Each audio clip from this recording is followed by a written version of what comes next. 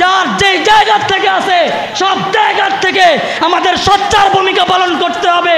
আল্লাহর পয়গম্বরকে নিয়ে যদি কেউ কটূক্তি করে এবং কটূক্তি করতে চায়, ওই বান্দাকে দুনিয়ার জমিনের মধ্যে থাকতে দেওয়া যাবে না ইনশাআল্লাহ।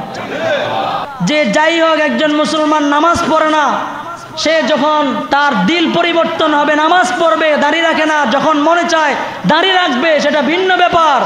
কিন্তু একজন যুবক, একজন মুসলমান, একজন বৃদ্ধ, একজন মহিলা আল্লাহর রসুলকে নিয়ে কটূক্তি করবে, এটা কমসে কম বাংলাদেশের মুসলমান, বাংলাদেশের ইমানদার, বাংলাদেশের যুবক, বাংলাদেশের মুসলমান, বাংলাদেশের একজন মহিলা পর্যন্ত এটা সাপোর্ট করতে পারে না, এটার বিরোধিতা করবে এবং মুসলমান হলে সে এর প্রতিবাদ করবে। এটাই হলো মুসলমানদের ঈমানের কর্তব্য, দায়িত্ব। কথা বলেন ঠিক না বেঠিক?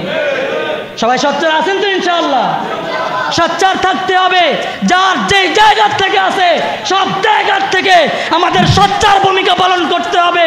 আল্লাহর পয়গম্বরকে নিয়ে যদি কেউ কটূক্তি করে এবং কটূক্তি করতে চায়, ওই বান্দাকে দুনিয়ার জমিনের মধ্যে থাকতে দেওয়া যাবে না ইনশাআল্লাহ। রাজি আছেন তো ইনশাআল্লাহ? এটা আমার কথা নয়, আল্লাহর রসুল সাল্লাল্লাহু আলাইহি ওয়াসাল্লাম ইরশাদ করেছেন, মান সাব্বা নাবিয়্যান ফাকতুলু, যেই ব্যক্তি নাকি আল্লাহর রসুলকে কটূক্তি করবে, আল্লাহর রসুলকে গালি দিবে, ওই ব্যক্তির একমাত্র বিধান হলো ফাঁসির বিধান, তাকে হত্যা করে দেওয়া। এই হত্যার বিধান আমরা চাই। কথা বলেন ঠিক না বেঠিক? এই হত্যার বিধান যদি বাংলাদেশে কায়েম হয়, যেই দেশে কায়েম হবে, ওই দেশের মানুষ কোশ্চিনকালেও আল্লাহর রসুলকে নিয়ে, সাহাবাই কেরামদেরকে নিয়ে কটূক্তি করার কোনো সুযোগ পাবে না। কথা কোন ঠিক না বেঠিক? আমরা এই বিধান চাইতো ইনশাআল্লাহ। আল্লাহ পাক রব্বুল আলামিন আমাদের সকলকে এমন ঈমান, এমন শক্তি, ঈমানি পাওয়ার আমাদেরকে দান করেন, বলেন আমিন।